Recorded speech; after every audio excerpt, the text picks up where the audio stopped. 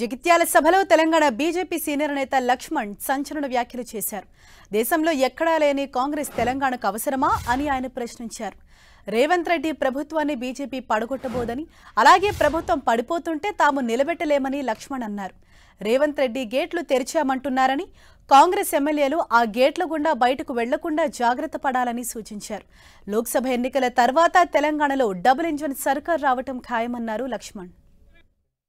అంటున్నారు మా ప్రభుత్వాన్ని పడగొడతామని పదే పదే బీజేపీ చెప్తున్నారని.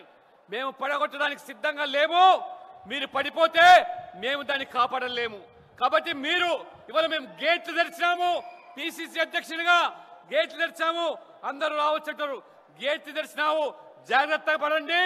గేట్లు తెరిస్తే నీ ఎమ్మెల్యేలను కాపాడుకోండి, వాళ్ళు పారిపోయే పరిస్థితి వస్తుంది. కాబట్టి దయచేసి రేపు దేశమంతా కూడా కాంగ్రెస్ ఓడిపోవడం ఖాయము.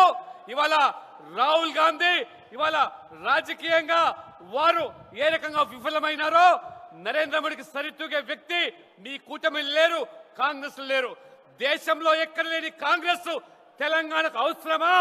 పార్లమెంట్ ఎన్నికల తర్వాత ఖచ్చితంగా ఫలితాల తర్వాత తెలంగాణలో డబుల్ ఇంజన్ సర్కార్ ఏర్పాటుకు మార్గం సుగమవుతుంది.